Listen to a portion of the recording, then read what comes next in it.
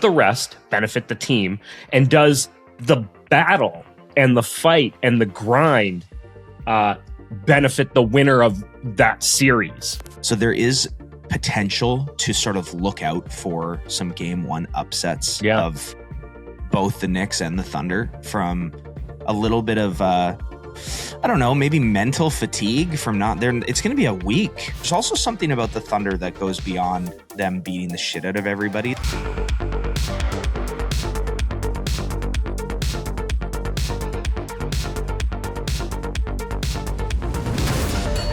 Welcome in. It's Behind the Lines.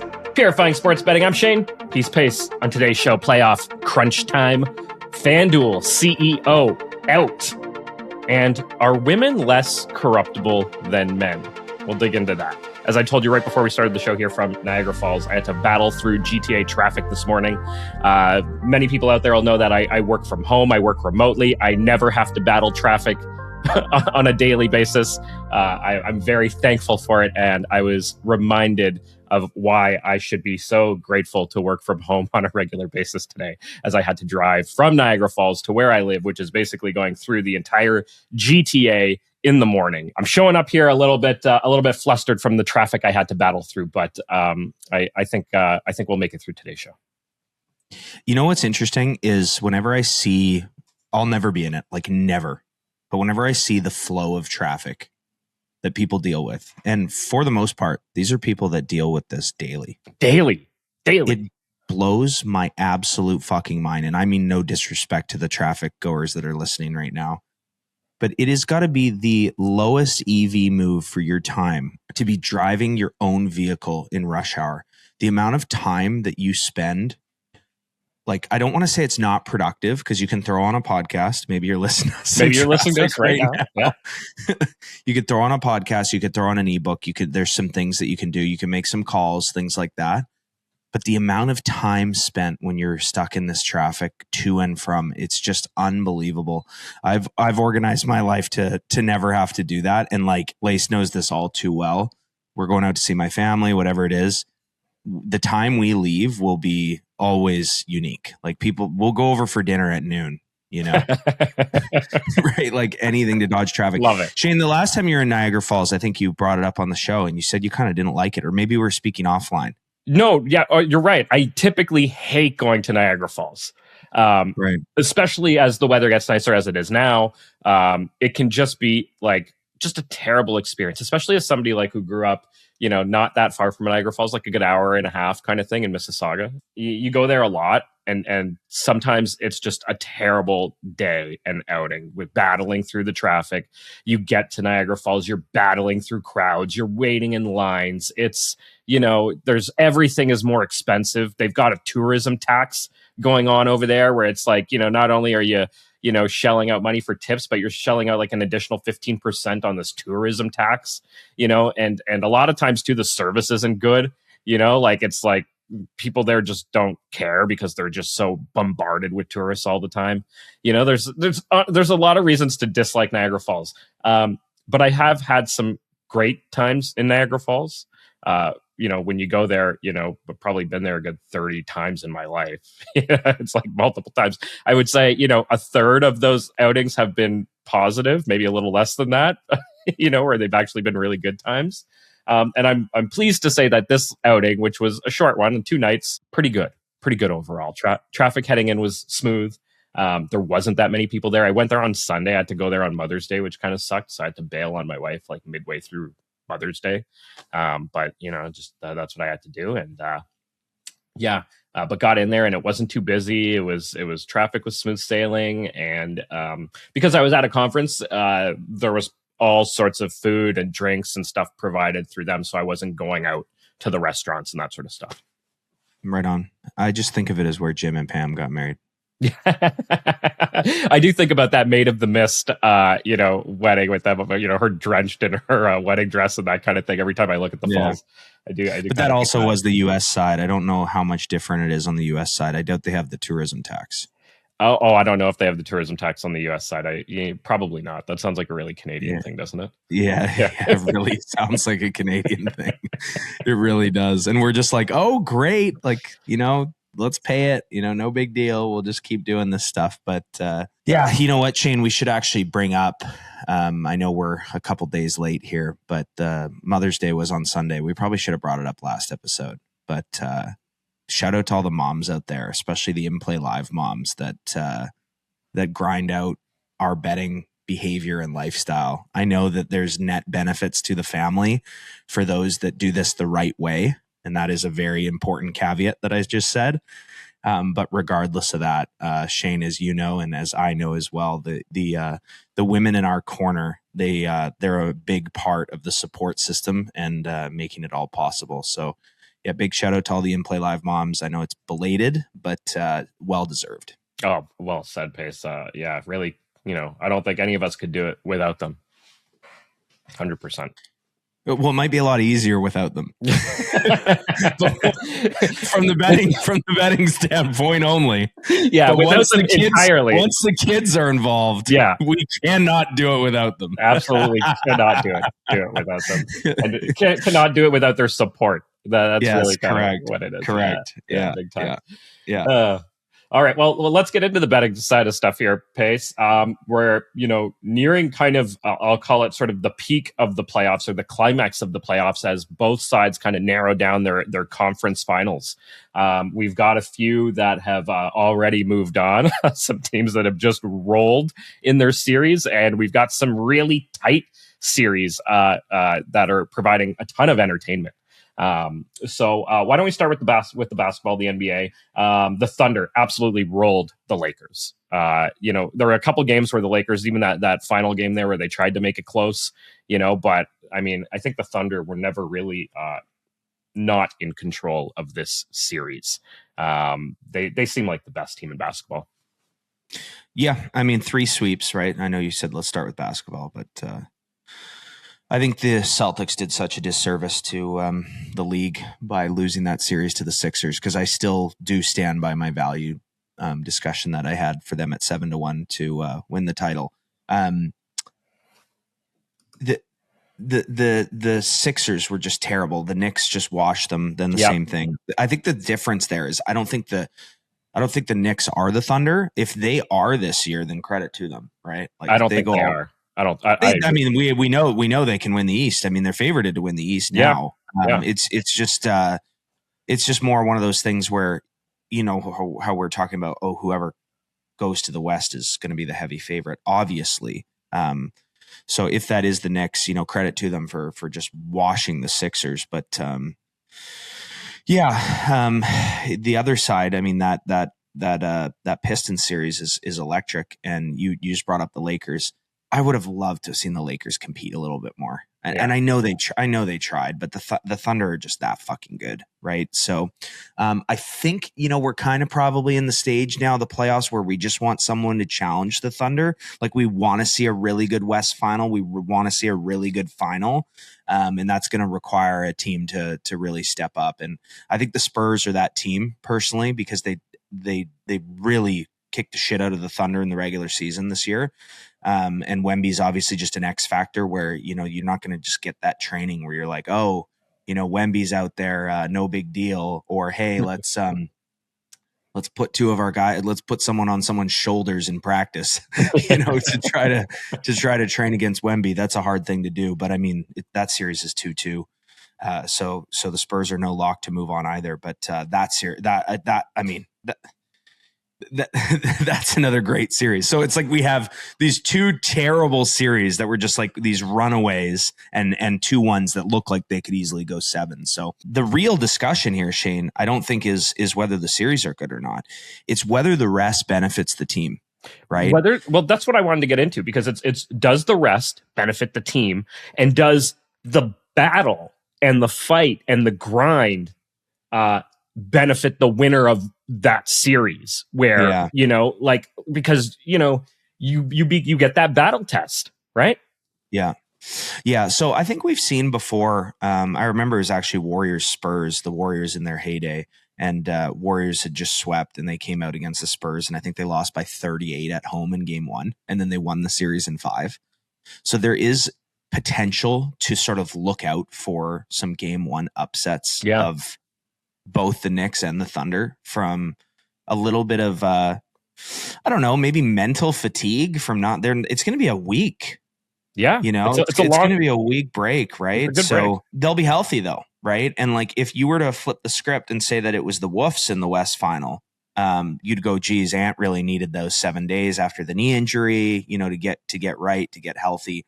But there's also something about the Thunder that goes beyond them beating the shit out of everybody. They seem to do it comfortably. Oh, yeah. Which honestly makes you feel like they're just staying healthy while they're playing anyways. Whereas these other teams are going to war and you're like, geez, I just hope this team can stay healthy. Right. Right. Yeah. I'm also wondering, pivoting over to the NHL, you brought in the break time.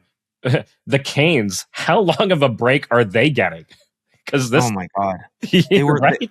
It's actually insane. So if you remember, we hadn't seen round one finish, and the Canes Flyers had started, and they were done. They played 2 games before some series had actually even had the puck drop yet. Crazy. We were talking about that, and on the last episode, we're like, "Oh, they don't play till Thursday. They get a bit of a break, and they just wash the Flyers." Yeah, Flyers had a great season though. Like if I know Philly is like Philly loves baseball. They love football. I don't know how big of a hockey city they are. I think they are in the grand scheme of U.S. hockey cities, they're a strong one. They've been bad for a long time. They had a great season. So like if I was a Flyers fan, I'd be like, you know what? I'm really excited about what's to come because there was so much momentum built this season for that team. They just ran into a buzzsaw. Those Hurricanes were insane. And same discussion. Like, are the Hurricanes going to come out hungry? Yes. Are they going to be a little too rested? Maybe, right? So what I do in situations like that, if anyone's listening and they're thinking like, okay, what's something I can actually take home from this discussion? I live bet. I think people know that. But if you come out and you see one team in the NBA that is losing in the first half, I don't give a lot of merit to that. No. More so, I want to see how they're performing in the end of that basketball game. And if you see a team that looks like they're just not there and they're getting beat up on a little bit and the other team is a bit more in form, look at what opportunities the sports books are given to you based on that, especially when we're talking about a team that is at home in game 1 that just had a huge rest. So do I think there's something here? Not necessarily, but those games I'll have an extra sharp eye on probably to start the second half in particular to see how they look, how they're coming out, and if it's the team that we saw just sweep their opponents for both the Knicks and the Thunder. For the Hurricanes, that one's just so simple. Hockey is so simple when it comes to this kind of stuff. The way the team plays for the majority of the game tends to be totally different than basketball. Basketball, they flip this switch in the final 5 minutes. You see teams that are completely and totally unable to score. That is not like hockey. Hockey, you're trying to score, hit, kill for 60 minutes of the playoffs, the entirety of the game. You got Nate Dogg taking a puck in the face, breaks his nose. He's got blood gushing out of his freaking nose, taken off the ice. Lace actually watched that with me. She was sitting there. She's like, oh my God, look, there's so much blood. And I'm like, Lace, I bet you he comes back in the game. He was on the next shift. Yep. So like that's hockey. That's playoff hockey. And if you see Carolina looking like the weaker team throughout the game, take advantage of it. Doesn't mean it's going to win, but take advantage of what's being offered to you. They're going to be a big favorite. Yeah. Looking for some of those big favorites to potentially underperform, and the books just won't adjust as the game goes on, right? Right. And what people need to understand when Shane says that is, of course, the books are adjusting as the game goes on, but a lot of it is based on that pregame algorithm of, hey, the Thunder are a 12-point favorite. Where there was a great opportunity this last week was the Wolves game. Anthony Edwards, not Anthony Edwards. Victor Wembanyama got hurt, okay? And the algorithm had the Spurs as a 6-point favorite to start the game. And then, of course, money starts pouring in on the Wolves. And then the Wolves went up like 8 or 9 points. And the spread was more to cover because they're like, oh, they're the big pregame favorite now because Wemby's out. You could have gotten the Spurs in that game at like plus 11 or something like that.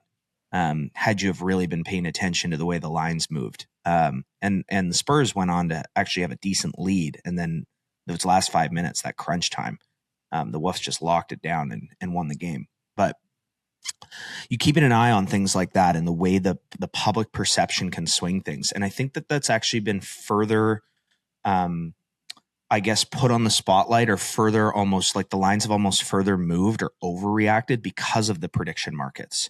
So if the public goes, oh my God, Wemby's out, the Spurs cannot win this game, money starts pouring in on the Wolves. And then the prediction markets almost overswing. The line goes too far because of that money that's coming and being exclusively public driven, as opposed to the live lines on the sports books that maybe are much more tied to the pregame lines. Then you can start arbitrage between the sports books and the prediction markets. And then the sports books have to start correcting too. So it almost overswings everything a little bit more. Well, and I think that once the dust settles, there's value. Yeah, I'm wondering how much these days, the sports books, particularly the soft books, the big soft books we're talking about here, are factoring in the prediction markets. The traders at these soft books, how much are they now looking at the prediction markets and tying their movement to what they're seeing there? I guess what I'm saying is they don't have to look because the money comes in. Right. So your first point of attack might be the prediction markets when you see an injury like that. And then as that line's overswung, you go back to the sports books and you go, okay, now there's opportunities to hedge. Now there's opportunities to do a few different things. And then those lines start moving because they go, holy smokes, why is 90% of the money coming in, or 99% of the money coming in on this side right now? We have to move this line. Right. Yeah. Yeah. And you see it, Shane. Like I've really noticed it in the playoffs where an opportunity arises in basketball or hockey and nothing's changed. There's a timeout and the lines do not stay there the way they used to. We used to have a line that would just sit there for 6 minutes on a commercial break or between periods or whatever it is. It would just stay there the whole time. It wouldn't move. The juice wouldn't change. Nothing would change. You could bet which either side of it you wanted. It could be the softest line you ever saw in your life. And obviously books like Pinnacle were moving and adjusting, right? Bookmaker, Pinnacle, etc. And the lines would stay the same. That is not the case. I mean, maybe like PointsBet still is like that. I don't know. But for the most part, no. They are moving as well. They just aren't doing it as efficiently. Right. Yeah. Yeah. I don't know about PointsBet. I haven't played there in a while. Should load up PointsBet. You should, yeah, there it is. That was your reminder. A little smile. You're like, I should go back there. Yeah, that's PointsBet. Yeah, we gotta get PointsBet fired up. Yeah. PointsBet was great too at this time of the year, in particular, like through the playoffs and stuff. PointsBet was just. Do you know they hounded me for sponsorship? Like really? Hounded. Oh yeah, hounded me. I mean, geez, we give them some hype here on the show.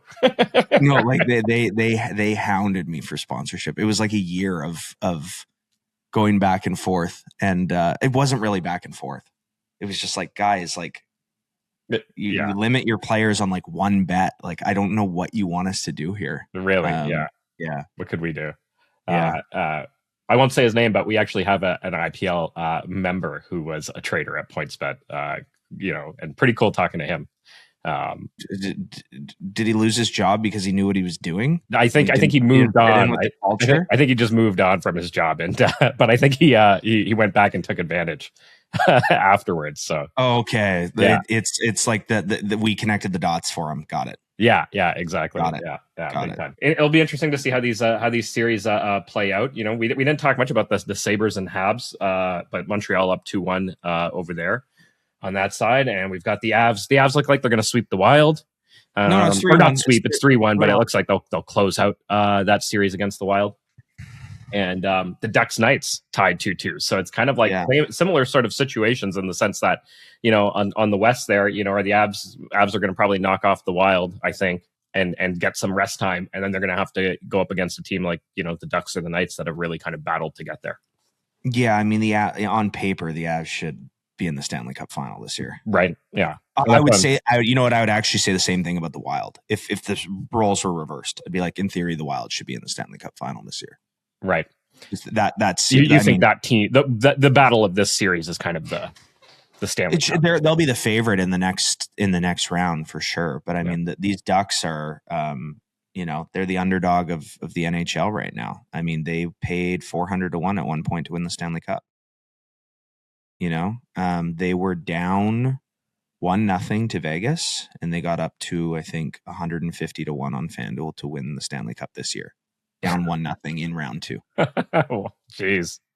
Like wow. that is a tremendous bet. I was gonna say, like, you gotta throw a little something on that, I think, right? If you want to be invested, if you have that account. Yeah, I don't, but yeah.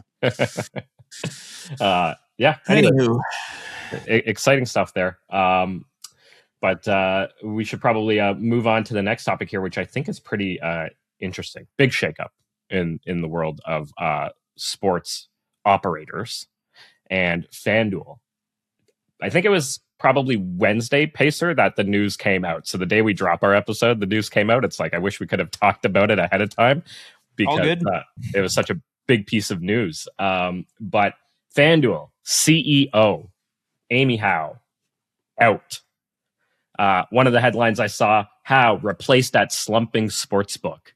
I didn't realize that FanDuel wasn't doing so well. But also $4.37 million severance for the CEO. That is more than 4 times her annual base pay. Okay. Wow. So they got her out of there.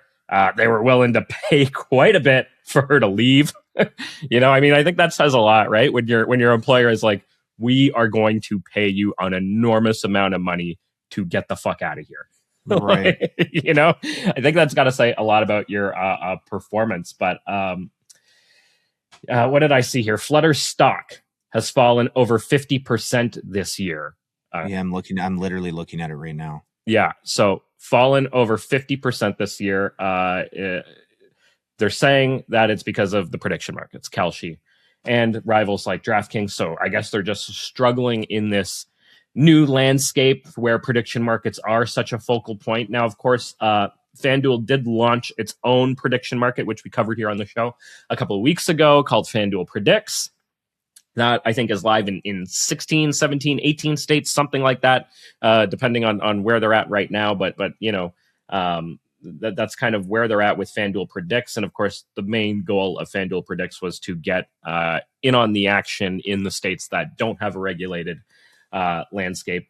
So we're talking about, California, Texas, etc. I had no idea, though, that FanDuel was doing this bad so far this year. So they've got a new CEO and president, Christian Genetsky. I don't know too much about him, but I guess we'll see where he decides to take the company. Really interesting, though. In the past 12 months, so 50% this year, the stock had fallen, but 60% in the past 12 months. And that was according to the earnings report that came out on Wednesday. So earnings report comes out on last week, Wednesday.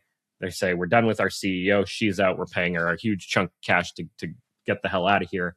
And it's all because our stock has fallen, by 60% over the past 12 months. So, I mean, it's got to make you wonder, like, is FanDuel Predicts going to be able to compete with the Kalshi and the Poly markets of the world? Is FanDuel really struggling that much? Are sports bettors out there? Are the losing sports bettors giving up?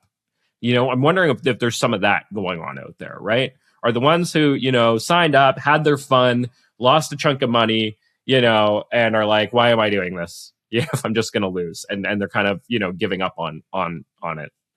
I think it's probably all of that combined. I don't know. What do you think? Well, I think people's disposable income is not at an all-time high right now. I think that's true too, especially with the price of gas after I just did that drive I talked about today. Yeah. I mean, the cost of living certainly in Canada is a major impact on people. And I'm just looking at, I just went through a bunch of these stock prices. So like Flutter, which is the company that owns FanDuel, they still don't even have a PE listed, which means they're really struggling to turn a profit. DraftKings now does. I know we had talked about this as a subject on a podcast like quite a while ago. Like DraftKings their stock chart looks almost identical to FanDuel. It's really had a really bad year. They do have a profit to earnings price to earnings ratio 278. So like this is an extremely expensive stock, and I think that again, if we're like, okay, why are we talking about this? What could the listener that's the winning player or the player take away from this discussion? Well, what you should take away is that these companies have to be profitable. They have to be. They have to And they're be. not. And Otherwise, they're dead. Yeah. They're not. That they're not doing well. Now, strictly looking at the stock chart, both MGM and Caesars have done well year to date. But we're not talking about just their sports book. No, we bring in those are massive hotel chains, right? So, but there is also something important there, and that is that the MGM sports book isn't going anywhere if their stock price is doing well, and if MGM as a company is doing well, right? Whereas you could take FanDuel and DraftKings, like big market share. We talked about like the Uber model being applied to sports books, where essentially you spend like just an asinine amount of money that almost doesn't make sense to acquire market share. And then you make your product as profitable as possible once you've eliminated all your opponents. There's an element of that. I would say there was an element of that being attempted with these companies. And that never made sense to me in this industry, because you just have really, really sharp guys that come in and take advantage of what you're doing to acquire those customers. And they don't become profitable long-term customers for you. And they're the sharks that, ate up all the promotions that you put out there for people to come through the door. So I didn't think that was going to work. We're past that time frame now. And this is like, again, you're firing your CEO or moving on. This is the time where they're expecting results. And that does impact the player. The player sits here going, okay, this sports book is not profitable, believe it or not. As much as people have lost their shirts and their homes and everything that they have through this app, they still haven't figured out how to make money. So that's going to be their next step is how can we, right the wrongs and start turning a profit here. And interestingly enough, you look at some of these sharper sports books that have been running for a very, very long time, like Pinnacle and Bookmaker, they're immensely profitable, right? So, the model is out there to do things a little bit better. And these guys just have a lot of work to do to figure it out. So they've tested and teetered with things. Like, what was the thing DraftKings had there, Shane, for like a week? It was like some sort of betting commission or like some sort of price shaving. That's right. Yeah, there was there was an added like almost an extra tax. I don't want to call it a tax, but it was to offset a tax that was being implemented, I think, in Illinois at the time. Where well, like they've experimented with some things, I guess, to try to maybe, whether it's offsetting taxes or getting a little bit more profit. I don't think that those are necessarily the answers, but I mean, they have to make changes as a business to be successful. And like, I don't know how Bet365 is doing as a company, but I know pre-regulation, they were hugely profitable. And the ironic thing then is you actually had a really good leash as a winning player then as well.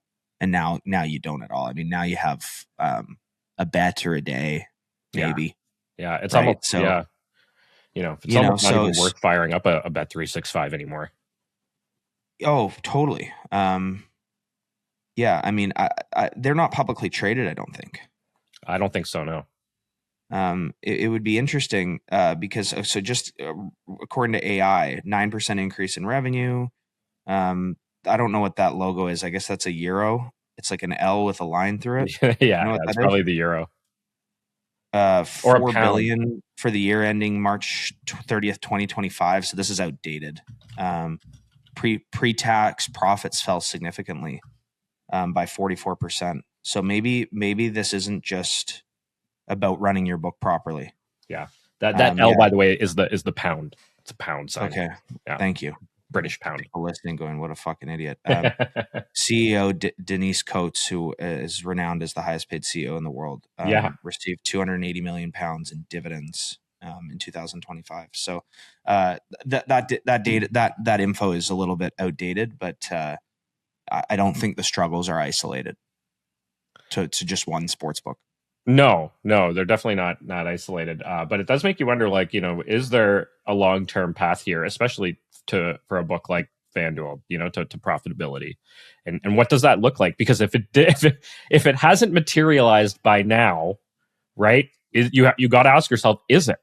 Or what do we need to do to change? And you talked about MGM and Caesars, right? These are big companies that already, they had a foothold in the gambling space already, and they've got all the casinos, which is property and real estate, like brick and mortar assets, right? That companies like FanDuel and DraftKings don't really have. Right. It is definitely a different landscape for them. Yeah. They entered the space as major players in the gambling industry and the tourism industry. In the tourism industry, exactly, right? And you have appreciating assets, already under your belt that are worth quite a bit of money. That FanDuel and DraftKings existing kind of just out there as software. Yeah, for sure. Yeah, maybe they'll just go back to DFS, Shane. Maybe I mean, that's what got them in the game in the first place, right? And I don't know if a lot of people out there are still playing DFS. If you are playing DFS out there, let us know. Drop us a comment. Tell us if you're a regular DFS player. I loved DFS, and then of course it got taken from us in Ontario when we went to a fully regulated market, which was kind of one of the downsides of it. I enjoyed it a lot, even just from a pure entertainment. Like, I was not making money on DFS. I wasn't one of those people that were, entering 150 lineups. I kind of got to that point, where I was doing max entries and trying to kind of take that on. But even then, I was investing like $20 in a slate, $25 in a slate, and entering 25-cent lineups kind of thing, that sort of stuff. But yeah, it was fun though. It was fun, but man, it was hard, and you really had to be dialed in before lineups locked. Like before the final rosters came out and that kind of stuff. It was fun, but it can be a lot of work. I wonder if people out there are still doing it. So if you are a DFS player, let us know. Drop us a comment. Tell us how it's going in the world of DFS. I don't hear a lot about it anymore either. Yeah, I think people have kind of stopped to an extent. It's similar to the like a poker tournament, right? Where if your entry fee is $10, you pay $1 to the house. Like, so when you look at a poker buy-in, it'll be like $10,000 plus $1,000, and the $1,000 will be the fee or the commission that the house takes, and the $10,000 will be your buy-in. I think there's a shelf life to that kind of thing, because you might win a tournament or you might do well in a cash game at a casino, but kind of like what you alluded to with the betting is, for a lot of people, they stop. They go, I don't want to pay this 10 grand plus this $1,000 fee to keep losing, or whatever the level is that you're at. Mm-hmm. So the poker boom obviously was like kind of 2003, 2007-ish. Since then, I don't think you're getting the same numbers in the tournaments, right? And DFS is very similar, where it's like, I'm buying into this thing for $10 plus the $1 fee, right? And eventually people will just be like, hey, I don't like losing this money anymore. And a lot of that has a lot of loss and not a lot of gratification. Like, when you're sports betting, you can be a losing bettor and hit a few parlays a season, and you're like, oh my God, I did it. Yeah. Right. Yeah. If you're playing in like the high payout DFS stuff, those are literally lottery tickets. Yeah, so they really are. You aren't necessarily seeing regular returns or any returns. So yeah, eventually stopping makes a lot of sense. We had a season-long DFS contest at inplayLIVE that we ran during the football season. And when I sent out the links for people to join, I guess at the same time that was a referral link. So if someone then ended up playing DFS that clicked the link that we came through, I think I'd get like $10 or something like that. And at the end of one of the seasons, I had $50 in DraftKings money. And I was like, sweet, I get to build a roster. Oh, that was the last time I built one out. I think I would have finished in the money if they rewarded the last place teams. Right. Okay. Yeah. I'm really there was a last place, like, consolation prize. Yeah. No, not dead last, but like, how they'll have payouts for like the top percentage. Yeah. I'm really good at hitting the bottom percentage. Oh. Yeah. The losing 5%. You know, the 5% worst losers. Yeah, it's like Omaha. Like you pay out the winning hand and the losing hand. Like I'd be really good at hitting the losing hand side. There you go. Nice. I'm glad you brought up poker, by the way. I played poker in person for the first time probably in 15 years at a casino when I was in Niagara Falls on Sunday night. Yeah, I was like, I had some time. There was an evening event for this conference I was at, but it ended early. And I was like, oh, I thought it was going later and it ended much earlier than I thought. And it's like I had this free time and I'm like, what am I going to do? I'm like, why don't I go play some poker? I haven't sat down at a poker table in a casino probably in over 15 years. I used to do it fairly often and loved it. And it was fun. I played for 3 hours, sat down with $200 and I left with $389.50, $189 profit. And I'm sure you had a drink or two in there. Oh, I had a couple drinks in there. Yeah. Absolutely. Yeah. There you go. Yeah, nice. Fun times. And actually, I was, you know that I didn't realize this, but you can pull your phone out at the poker table in Niagara Falls. I thought there was like a lot of, you know, at casinos, you can't pull your phone out while you're at the table. You can pull your phone out at the poker table there. So I also hit a bet on the Spurs Wolves while I was sitting there. So that was great. Game total. Yeah. Right on. So that was fun. Right on. Yeah. Great time hanging out there at Casino Niagara, playing a little poker for a few hours.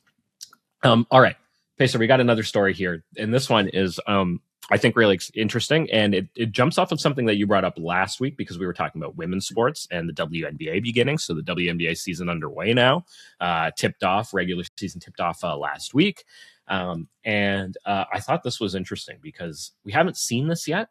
And I'm wondering, will we? So here's the headline, Gambling Insider.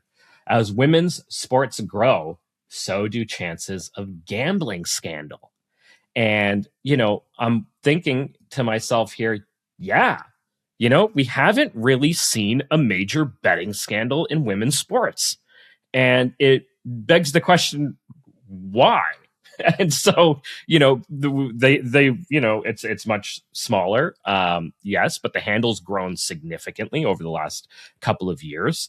A lot of the same markets now available, maybe not to the extent of men's sports, you know, like let's take the WNBA, for example, right? But the amount of money it might take to corrupt a player would probably be significantly less. You know, we still have an over-under running on Terry Rozier and the possible alleged bribe he would have accepted to do what he did. You know, I think we set it at $1 million, but, you know, this is a guy who's making, I think he was making almost 50 mil a season or 40 mil a season, you know, something crazy like that. So why would he take something so small in comparison to throw away his career? WNBA players certainly not making that kind of money. You know, so would it take a lot less to corrupt them? And this sports integrity expert quoted here in Gambling Insider, his name's Chris Chrono Rasmussen. And here's his quote. I do not think the main explanation is that women are somehow inherently less corrupt than men. That is too simplistic. And the more credible governance literature is careful about making that claim. So clear academic here. He says, the better explanation is that corruption and manipulation tend to follow opportunity, incentives, access, networks, and vulnerability. And so it begs the question, well, do the women not have opportunity? Are they not incentivized? I think the incentive side is probably, easier if you're looking to influence. Access would probably be easier to attain. Networks, maybe they're not as connected in this space, you know, and you know, maybe not a lot of, you know, WNBA players are playing in underground poker tournaments and stuff like that. And, you know, those sorts of games, I don't know. And vulnerability, right? So I wonder, though, Pacer, how long is it going to be before we see a betting scandal in one of these big women's sports? Let's say the WNBA. Well, I think this is a really interesting topic. I'd like to know what people think about this. So if you guys have an opinion on why we haven't seen, I don't want to say the same degree of corruption. I don't think that's a fair statement. Mm-hmm. But why we haven't seen significant corruption and gambling scandal in women's sports. We haven't, right, Shane? That's what we're saying. We haven't seen it. I don't know. Have you? Can you point to an example off the top of your head? No, but I mean, I also, right? if there was one, I probably wouldn't be as aware of it. in defense. But I do know a lot about some studies that have been done on women not women's sports, but women in stock trading. And there could be some overlap with what you originally said. So this academic that's like, oh, we won't say that. There actually probably is some truth to him not being confident in saying that statement. And I would say that probably is the case, that there is probably a little bit more, what was the word you used? Integrity. Yeah. Okay. In women than men. Women are just generally, have a higher level of integrity than men. Is that what you're saying? Perhaps. Yeah. It wouldn't surprise me if a study revealed that. If there was research out there that revealed that, I could see it.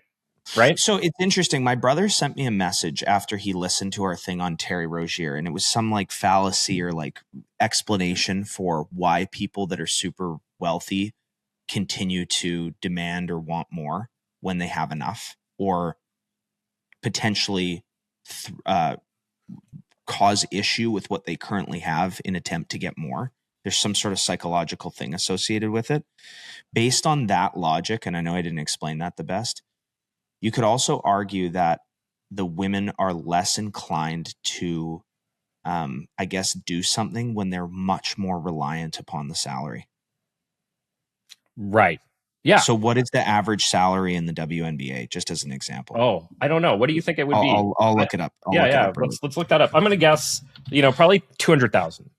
Okay. Lock your bets in over. I'll take under. You're going to take under 200,000? Yeah, oh. What is the average Pacer? You took the under. You are way wrong.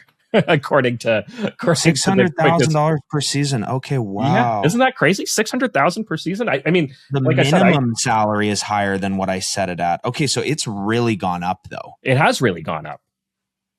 I guess so. My logic was, yeah, if the number is, let's say it's in and around the $100,000 to $200,000 range, are you more corruptible because of the fact that you don't pay as much? Sure, I can get behind that. But what I was getting at was, you desperately need that money, and it is good money. Like, it's not like you're not making money. It is good money, and you don't want to screw that up. Whereas the guys that are like zillionaires go, I don't care if I get caught. I'm rich, whatever. I'm Superman syndrome. I don't know. But what I'll say, Shane, is when it comes to stock trading, do you know that women on average like significantly outperform men? Really? Do you want to know why? Take a guess. Take a guess why. Well, first I'm going to say that there's probably a lot fewer women doing it right off the bat. So the ones that are doing it are probably really good at it. Well, I think what you're saying is they probably, the ones that do it take it seriously, whereas men have so many dumbasses doing it. So that's it. Well, exactly, right? Like, like let's say there's 100 stock traders that we're talking about, right? And 80 of them are men, 40 of them are probably morons. Right. Whereas like where 20 women are doing it, probably like 15 of them are really sharp with it, and maybe only 5 are morons. You know what I mean? So the reason why women outperform men in the stock market is because they trade less. Okay. Right. So women buy and hold because they understand that that's what has been fundamentally taught to them to do the best over time. What do men do? Men go, I can beat the stock market. I can puff my chest out. I can do short sells. I can do this. I can do that. And they have an ego associated with their trading. And there's been like tons of studies, like Warren Buffett actually challenged like the top hedge fund manager. And he said, I can't remember what his challenge was. This was years ago. And he said, if you outperform the S&P, I'll do this or that. And it was actually a legitimate bet that he made with him. And the guy couldn't do it. And the studies have shown that the people that do it can't do it consistently. So like over 10, 20-year cycles, they can't do it consistently. And the thing is oftentimes when women set up their stock portfolios, they do it with the long-term intent associated with the family goals that they have. Whereas the men do it as like, this is my new income stream. And they feel like they have to check it every day, right, and work on it every day. And whether you trade or not, just looking at it and working on it leads you to think about it more, which leads you to potentially trade more. The market's really high. I'm going to sell all my stock right now. I'm going to buy back in when it's low, and thinking you're timing the market. And yeah, So that's why women outperform men in the stock market, which is interesting. I don't know if there's overlap with being corrupted in sports, but maybe there's some similarity there associated with morality. I don't know. Yeah, I would, I could see all of that, right? Like it kind of would just ring true, that in a lot of ways they're just better than us when it comes to certain things, right? In terms of being influenced and being more humble and being happy with what you have, and not wanting to take huge risks. Yeah, I don't know. I mean, there could be a lot of reasons for it, but I do think that as one of the arguments in this article too that we haven't brought up yet is that because the handle has been so low, that it hasn't for the people out there that are looking to influence, it's not worth it to them, right? Because the handle has been so low. But we've also learned that the CFL is like the most corrupt league in sport, and the handle's so low, right? But I do think that is a factor, right? So I think about it from the standpoint of like, okay, I can go play at PointsBet right now, and I'm gonna bet the softest line in the entire world when I play there. I won't be able to get much money down, and I won't be able to keep my account for very long, but I'm still gonna go do it. The CFL is the PointsBet of corrupt sports. So I can't get a lot of money down, right? But it's so easy that I have to do it. So that's probably just an anomaly with that league, right? Where you go, okay, we can't bet a ton, but we still have to do it because it's just free money. Is that what it is? Maybe. Yeah, yes. Maybe. Yes. Yes. There could be something to that. Yeah. But I mean, as the handle grows here on women's sports, specifically the WNBA, because I do think it's probably out of all women's sports right now, I think it's the one that's out there that's like, people are really paying attention to it. You're ignoring tennis. I mean, I am ignoring tennis. Women's tennis is by far the biggest. You can bet anything you want on women's tennis. That's true. But that's been the case for a long time. And we haven't really seen a major betting scandal in women's tennis. Have we seen one in men's tennis either, though, right? Exactly. Which is kind of strange, too, because you would think that that's easier to influence because you only have to, you only have to influence one person, right? To do something, kind of like fighting, right? In the fight game and boxing and MMA and that kind of thing, right? Where you only need to convince one guy to take a fall. I think this speaks to certain rings of sport and the integrity with the sports, and you are going to get more potential corruption with NBA players, with apparently some Canadian football players, right? MMA fighters for sure, right? And I think that you're not going to see that to the same extent in some of these other sports. That there's probably integrity separately of gender behind the sport itself, right? Now, I do think we will see corruption in women's sports. I think it's happening right now. It has to be. But as far as like the major headline and catching them all and all that kind of thing, it's coming. We can set an over under on the time frame, Shane, but there's a difference between when it happened and when it gets caught. So that's a major closing point in our bet. Well, I wonder with this season getting as much more interest and the salaries going up and handle increasing, if we'll see it this season before the end of the WNBA season. Maybe not in the headlines, but I think it will have happened this season. That's what I would say. Okay, so maybe it happens this season, but it doesn't get revealed, or it happens and it doesn't get that big of attention. The over-under is the official bet lines are this season for when it happens and 365 days for when we find out. Okay, there we go. Yeah. I'm going to take the under. I'm going to take the under. I think before the end of the summer, Pacer, we could see a headline-grabbing story of someone, cashing an under and faking an injury or something like that. Okay. All right. Yeah. I'm with it. You're with it. All right. Awesome. Great stuff. Well, that's most of the show. But before we go, upcoming hype. And I want to touch. I got one for you here, Pacer. And it's kind of a repeat, but kind of not. And I don't know if I talked about it much, but in the lead up to the Kentucky Derby, I mentioned how my daughter was super excited for it, my youngest daughter. And we watched it together. It was an awesome evening. She put $5 down on a horse called So Happy. She had actually looked up the storylines for some of these horses as well. And there was a crazy storyline with the owner of this horse having tried for 36 years to get in and then losing his wife along the way. Crazy story. And So Happy. And apparently he's like a super grouchy guy. Anyways, we got behind the story, got our $5 in on it. We watched the race. That horse was right in it the whole time. But then this horse came from dead last. Yeah. So you saw this. Dead last, came all the way up, won it by like a nose, Golden Tempo. And, at the end of it, though, the race was over. And she sat there, and I had my other daughters there. My wife was there. We all watched it together. And my daughter, 9 years old, knew she lost, didn't care, started clapping, applauding in our living room because she was just so pleased with the race and was quite happy with how it turned out and was enjoyed seeing this horse come from behind and win and, just started clapping. It was super cute. Just absolutely loved it.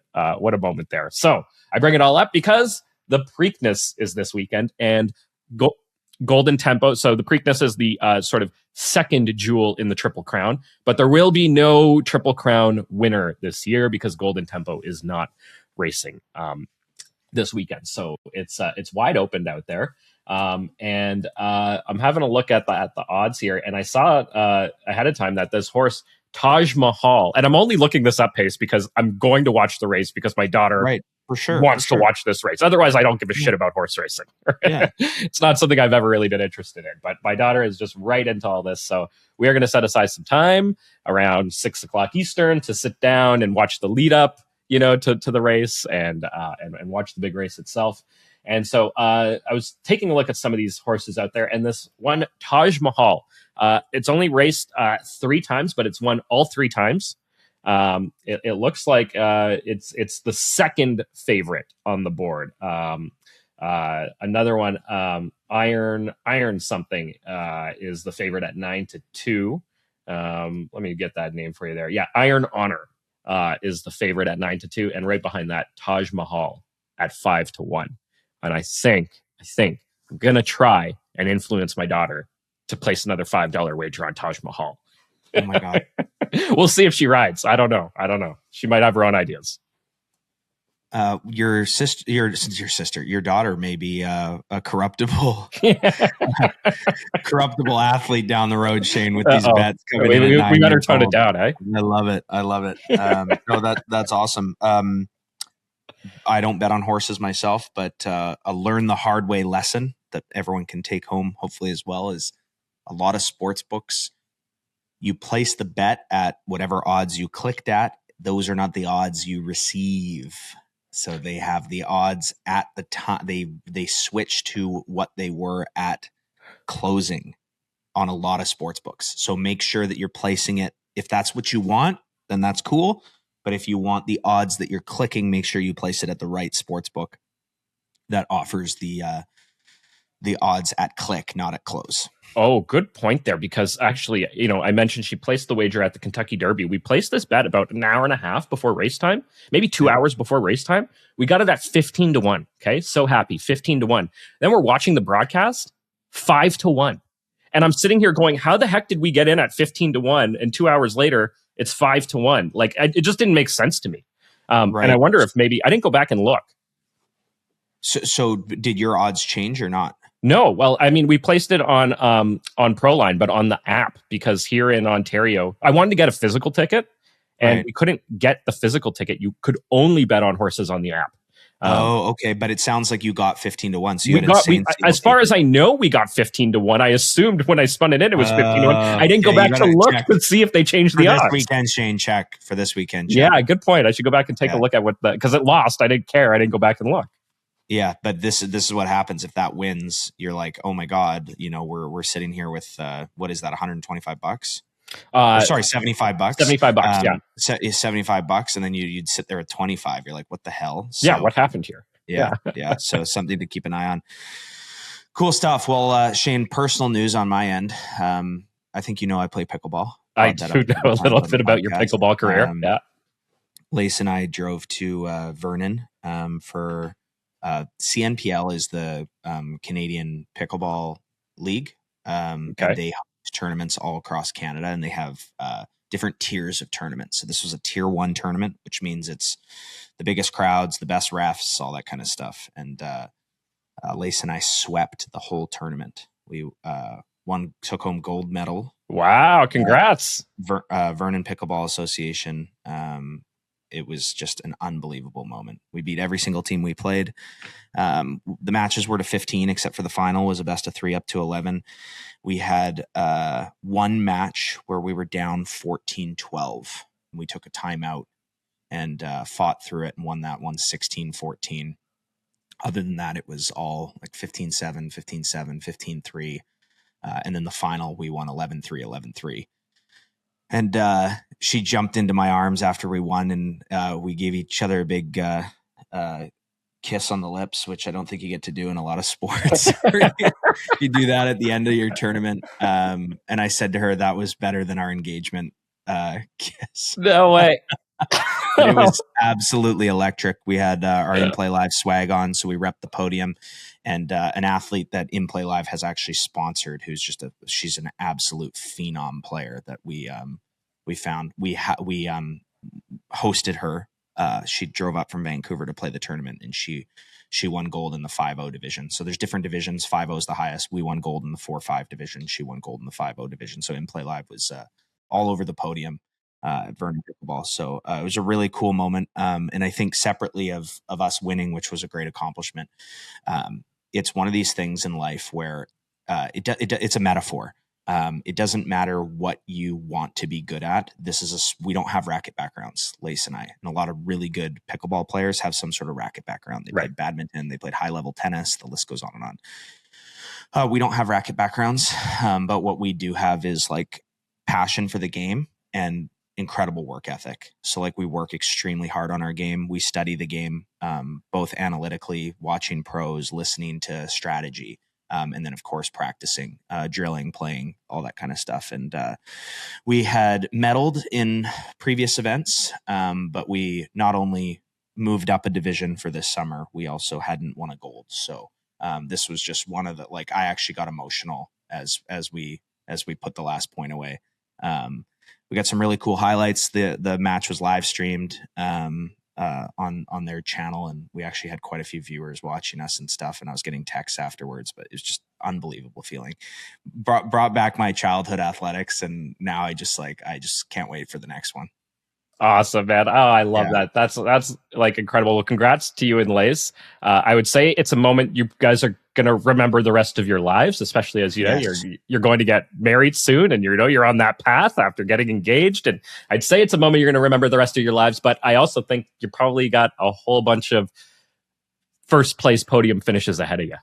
I hope so. It's not, heavy is the head that wears the crown, Shane. Big time. And now you guys got to go defend and battle for more. So, there you go. That's awesome. That's really, really cool that you guys have that to share as a couple.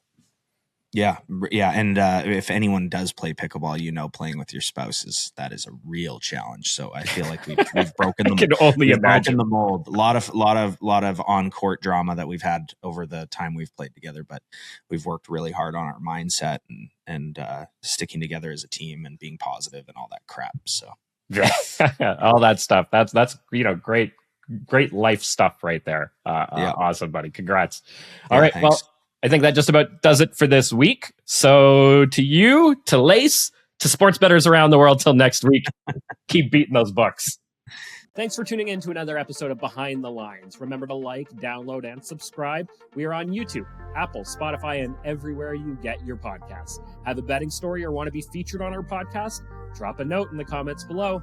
And if you want to join inplayLIVE, use promo code Behind the Lines.